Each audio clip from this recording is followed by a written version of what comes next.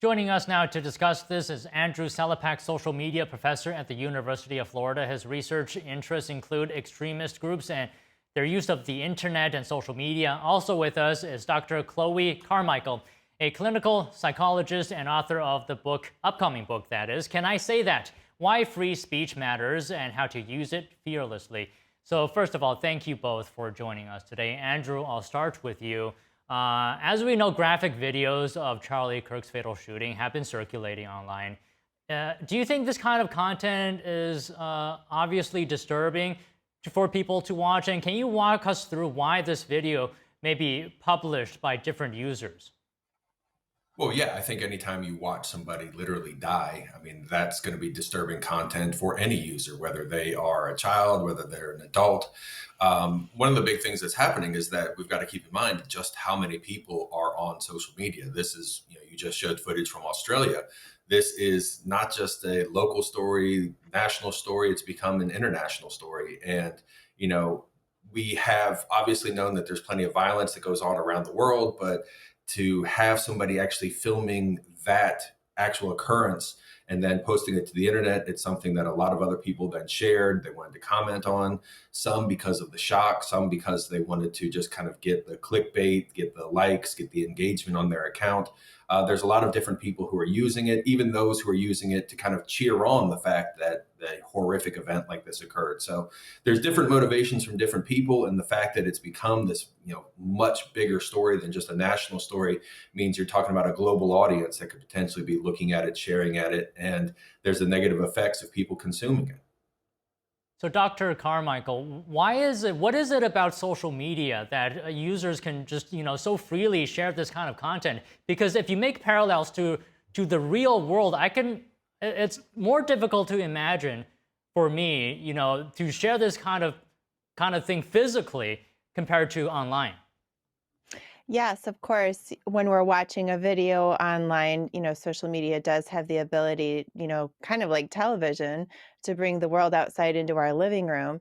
Except on social media, there's fewer guardrails. So the type of content that we see, can sometimes be more troublesome.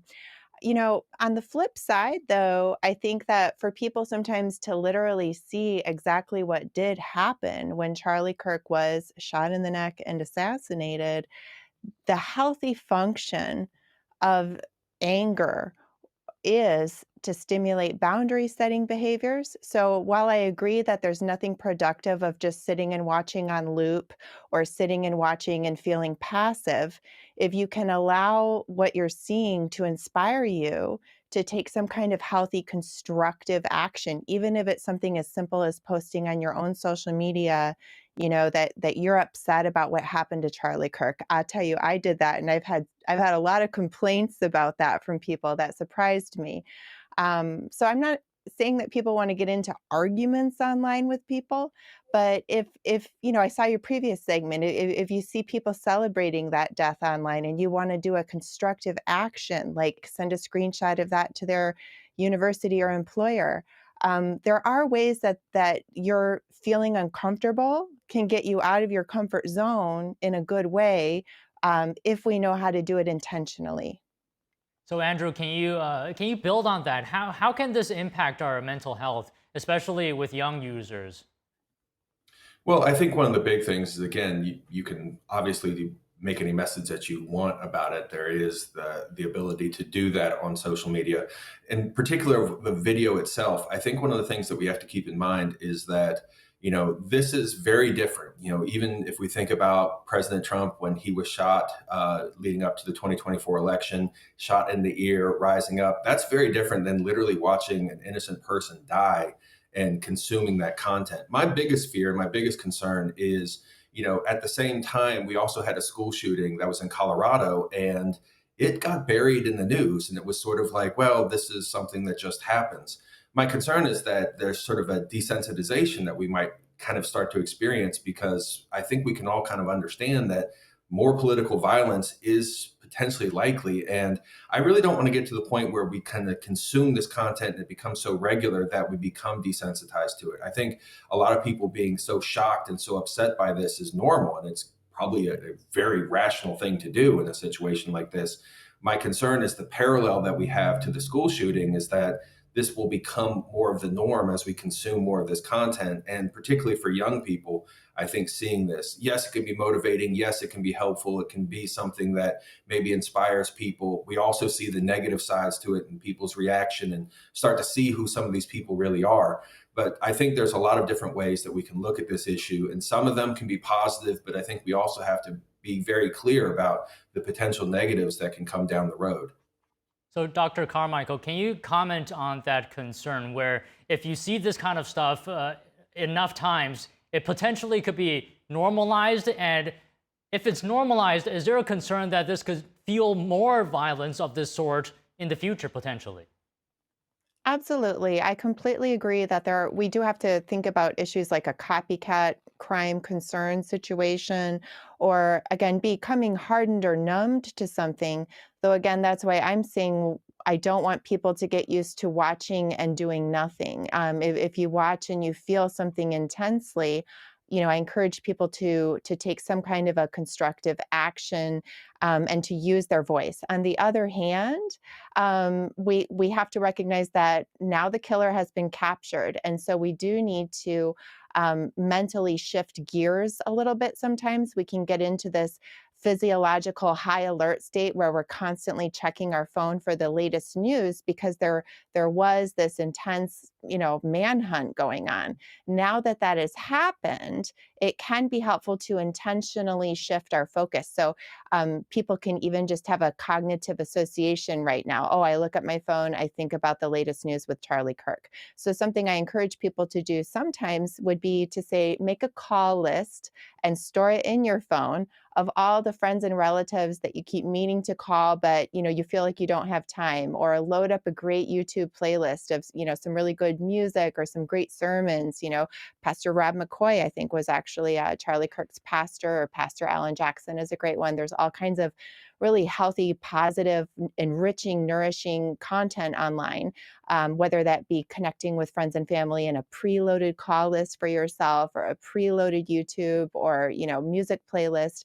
Trying to find ways to transition yourself with your phone into other things. And of course, if you can just put down your phone altogether to go for a walk or do some housework or just get away from it, now that we can recognize, thank God, the manhunt is over, if you feel you need a break, that can be a very wise thing to do.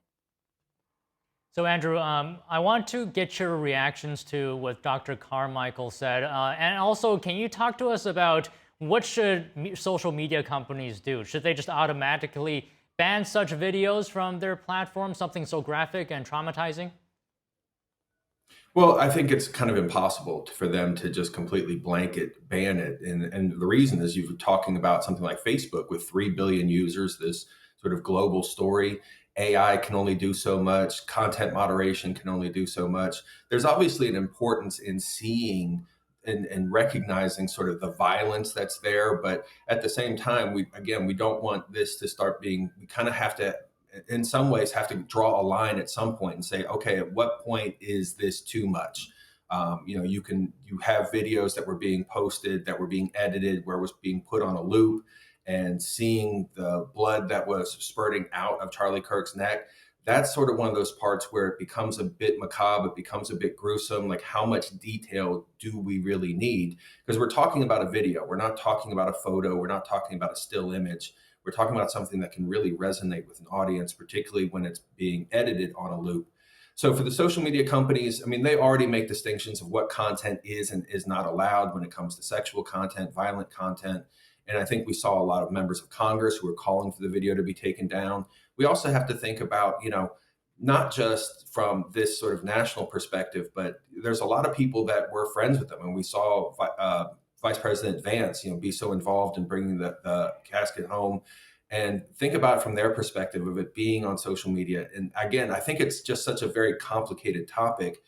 No one, I think, is really going to have the correct answer on this because we're all different. And we're talking about, again, 3 billion users. But at the end of the day, I think what it comes down for the social media companies is, because of the lack of regulation, they really get to do whatever they want. And if they want to make it allowed on their platform, they will. If they don't want to make it allowed on their platform, they can try to moderate it. Dr. Carmichael, I want to share with you a story. I have a colleague who's based in the UK, and her daughter's high school sent out emails actually to parents warning of graphic videos of Charlie Kirk's death being available online and what parents should do to speak to their children who are, school students to see if they need any support in case they've seen these videos.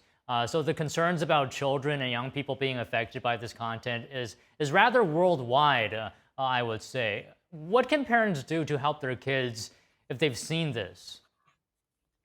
Yeah, well, I certainly do think I'm glad you're mentioning parents because it is the parents' responsibility when we're talking about, junior high, high school students. We have to remember when our country was founded, though, we had students or, kids who are the high school age now that were literally out there fighting these wars.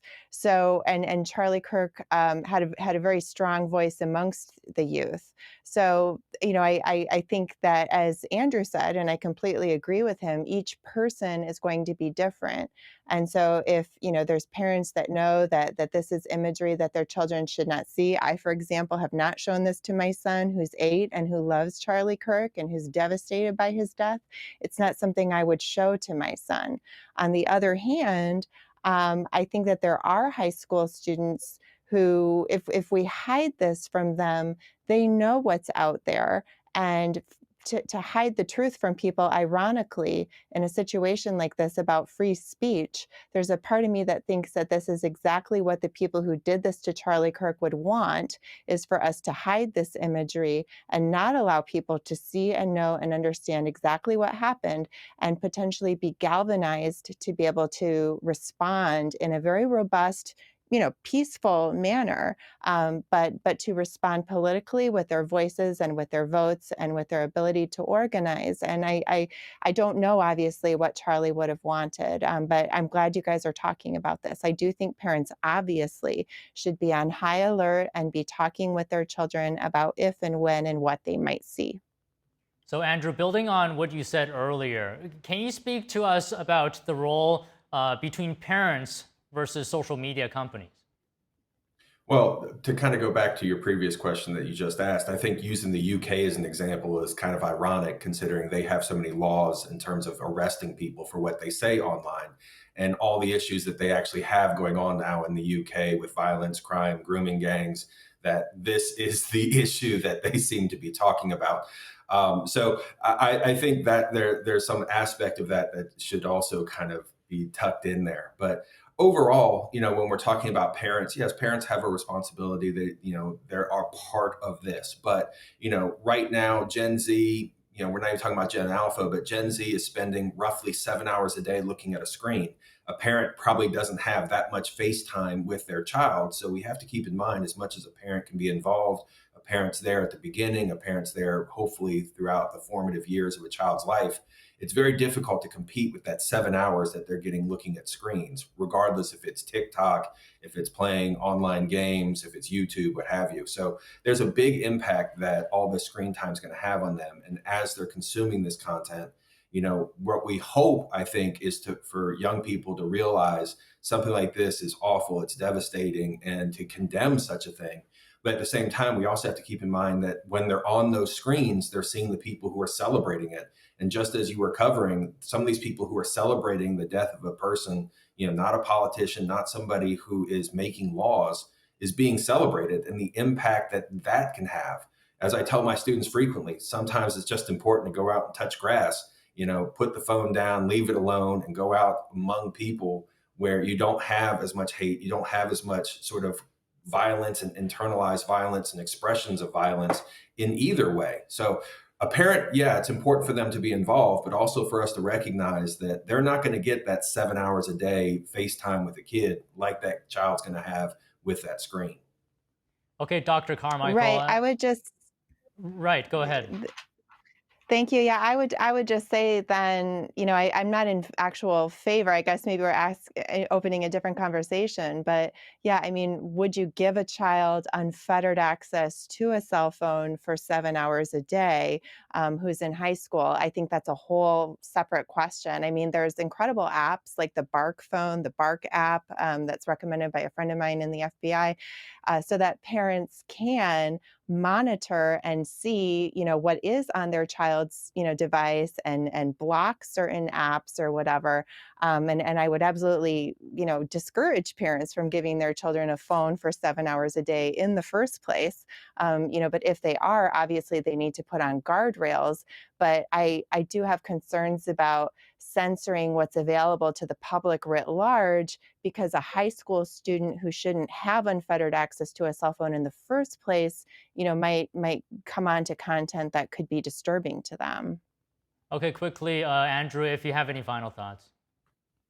Again, I think the big thing is what we've seen from this is that, there's so much that is involved here. We saw basically someone died that's on our screen. I think that that's a horrific event. I think what is also horrific is how many people, as your previous story was covering, are celebrating this. And I think one of the things that social media is doing in a positive way is kind of showing and exposing that there is evil out there, and there are people who are cheering evil of the death of a civilian.